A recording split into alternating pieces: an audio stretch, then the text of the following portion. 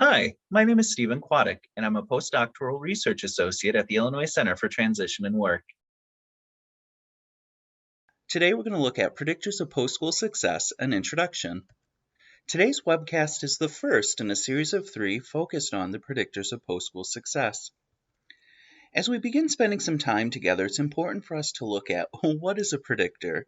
And simply put, a predictor has a statistical link to something else. So there is a variable and another variable, and there is this relationship between these two variables. And in reference to a predictor, that's a statistical link. However, it's really important to examine and understand that a predictor does not imply causation. It does not cause something to happen. It just shows that these two variables are related. And a way to look at this is looking at height and shoe size. So typically, the larger a person is, the taller they are, the larger their shoe size is. However, although there's this statistical link or this relationship between height and shoe size, if we were to make someone taller, that doesn't mean their shoe size is going to increase. So again, we're not saying that there's a cause between these two variables. Instead, there's just that link or that relationship. And so it's really important for us to remember that as we begin discussing the predictors of post-school success. Predictors of post-school success are skills or experiences that are correlated with post-school success. Worded differently, there's a relationship between the skill or the experience and post-school success. So when students experience a specific experience or develop a specific skill in high school, they're more likely to be successful after high school. But we can't say that the predictor causes that success, just there's that link or relationship between those variables. And the identification of the predictors of post-school success was initially published in 2009. Test and colleagues looked at over 25 years worth of research to identify what skills and experiences were correlated to or were linked to or had that relationship with improved post-school success. And through their high-quality literature review, they found that there were 16 different variables that were linked to improved outcomes for students with disabilities. In 2015, Rowe and colleagues took the results of the Test and colleagues study from 2009 and conducted a Delphi study. Through that study, they asked experts in the field and teachers and professional colleagues to operationalize the 16 predictors. Through that process, Rowe and colleagues ended up developing operational definitions, so definitions that identified what each of the predictors of post-school success were, and they also identified actionable steps or essential characteristics which could be used to assess the quality of transition programming based on the results of their study. In 2016, Mazzotti and colleagues conducted a secondary analysis of the National Longitudinal Transition Study 2. They identified 4 more predictors. And then in 2021, which is the most recent study, Mazzotti and company identified 3 new predictors. So Test and company identified the initial 16. In 2015, Rowe and colleagues operationalized those 16 predictors.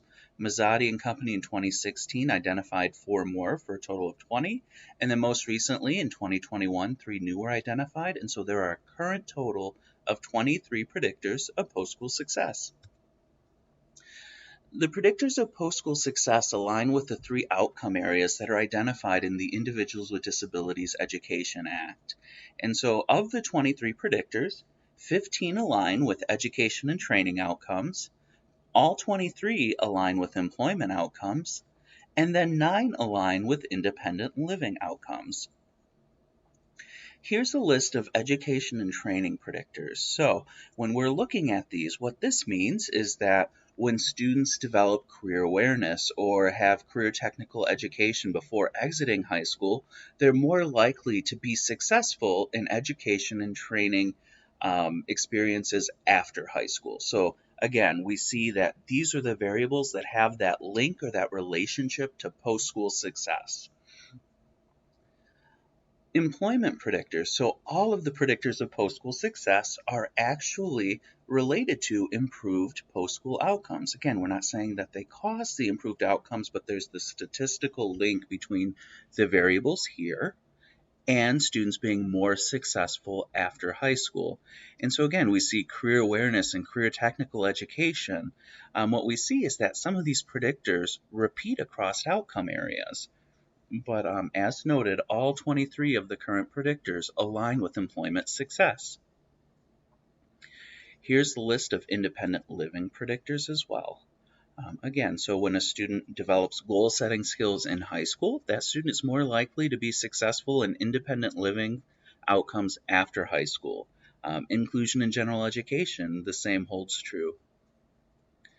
So again, up to date, there are currently 23 predictors, and again, as noted, all of those predictors correlate to post-school employment. So when students develop the skills or have the experiences identified as the predictors of post-school success, they're more likely to have employment success after high school.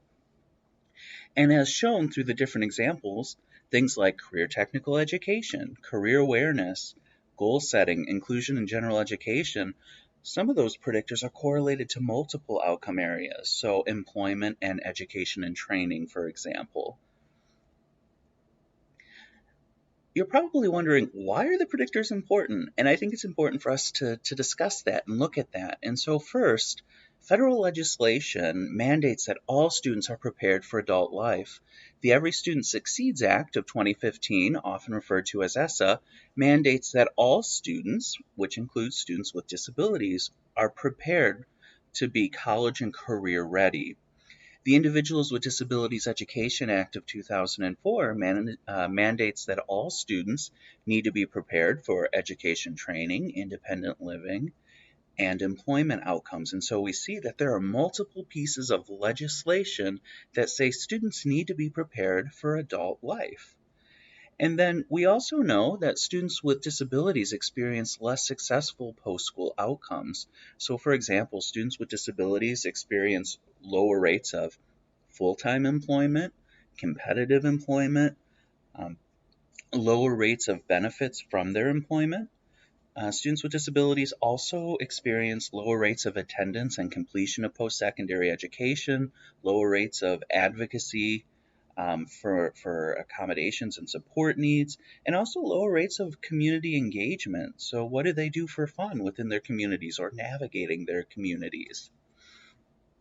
And it's important for us to know how to use the predictors because all of the predictors align with those post-school outcome areas. So thinking about those poor post-school outcomes for students with disabilities compared to their peers without disabilities, the predictors will make it more likely that students with disabilities will find post-school success across employment, education training, and independent living outcome areas.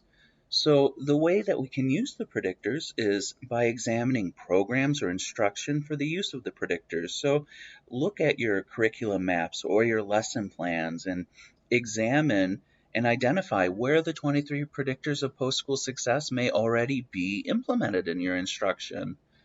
You can also collaborate with colleagues to identify where the predictors could be implemented or where they already are across courses and programs. And then last, design programs and or instruction based on the predictors to ensure that students have the opportunity to develop those skills or to have those experiences that are correlated to post-school success in an effort to promote positive post-school outcomes. So there are some considerations about the predictors that need to be considered. First, research is ongoing. So as noted in this webcast, there are 23 predictors of post-school success. Over time, additional predictors may be identified. Also, and we'll go into more depth in this in another webcast, there are different levels of evidence across predictors. And what that means is some predictors have more research to support their use than other predictors do. Also, not every predictor includes evidence for each disability category. So for example, a predictor may be effective for autism spectrum disorder but not intellectual disability. Or a predictor may have some research supporting its use for students with speech and language impairment or specific learning disabilities, but not necessarily for autism spectrum disorder. Also, not every predictor includes only positive correlations. So there are some negative correlations that show that it'll be less likely that certain students will experience success. And then also, it's important for us to consider evidence-based, research-based, promising, or best practices. These terms are used often interchangeably, and they're very important for us to discuss. And so, regardless of which term you use to describe the effective practices, if it's evidence based, research based, promising, or best practices, the predictors are not a replacement for those practices. They're a supplement for those practices. So, we should consider designing instruction around the predictors and then also using evidence based, research based, promising, or best practices for our students. In summary, a predictor has a statistical link to something else, but does not imply causation. So again, it's that relationship between these two variables. Currently, there are 23 predictors of post-school success, and predictors are important because of federal legislation and less successful post-school outcomes for students with disabilities. So predictors can help potentially address federal mandates and then also make it more likely that students find more successful outcomes after high school. And then last but not least, there are multiple considerations about the predictors of post-school success that should be considered. The fact that there's ongoing research, that the predictors have different levels of evidence, and that predictors are not correlated for each disability category.